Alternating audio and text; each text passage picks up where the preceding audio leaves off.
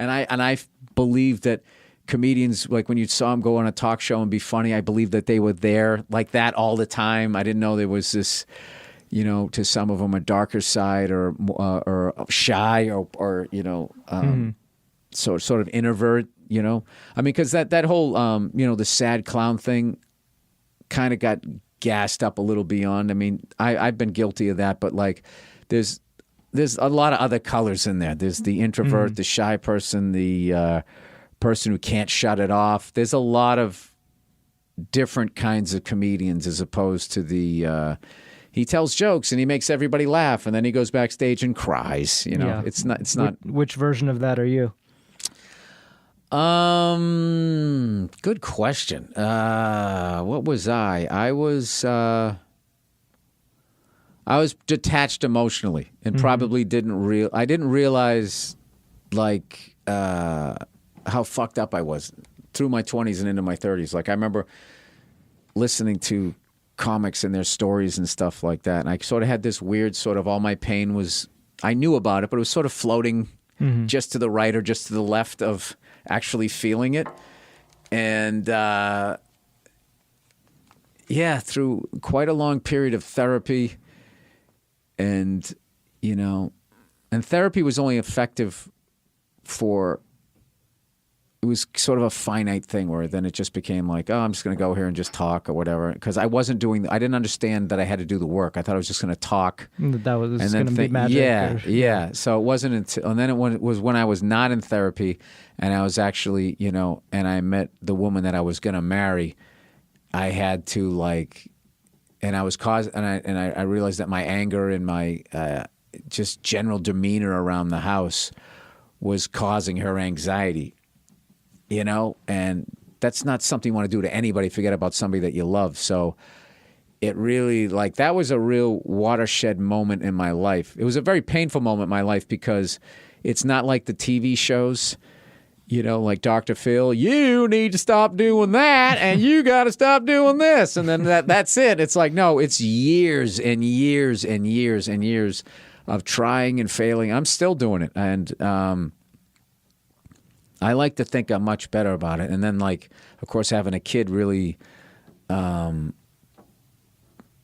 intensified, like, okay, this whole temper thing has to stop with me because that's sort of the demon in my family tree. Yeah. That everybody's got the demon that you try to, like, at least, knock it down a little bit before it. That would really. I know it's not going to happen. Just for the simple fact that I have the ability that at least when I screw up to be like, you're right, I'm sorry. I shouldn't have done that. It's not acceptable, which is something that was not available to my generation. It was more, sit there and shut the fuck up, which caused you to feel like, I think when I analyzed a lot of my anger, it was just immediately assuming I was not going to be heard. And so whatever was happening was something that I had to accept. And so when something was starting to go away that I didn't want, rather than just saying, hey, do you mind if, just not having your foot on my armrest, I would go from that to like, the only option was I had to flip out and start dropping the F word or just sit there and seethe. And like, it took me a long time. And I heard a lot of people and stuff. And it's just like, it was not something that I was proud of about myself. So it's something that I am still working on. Is there an element of getting that anger out on stage so that it doesn't come out in your real life? Or does it feel like that at all? Yeah. Well, one of the misunderstandings of me is that when I'm on stage doing like a character or yelling about something, I'm actually angry. It's like, I'm not. I'm having fun. Yeah. So it's I'm different. having the time of my life. Yeah. If I actually go, like, I've gone on stage angry. Okay. My act does not work. Yeah. And you get off stage. I get off stage. I have a headache. I feel bad, and I feel bad for the crowd, and I feel like I let them down, and that I selfishly let my day. It's like whatever happened in my day, it wasn't their fault, and they paid for a sitter, and they paid to have a show, not to have me just fucking go up there and act like a fucking baby. So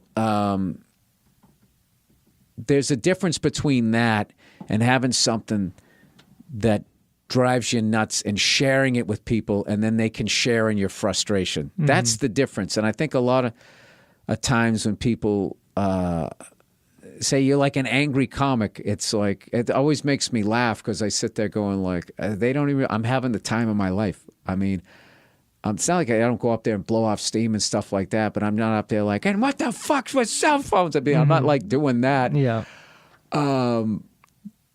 Like I am aware of what I'm doing when I'm up there.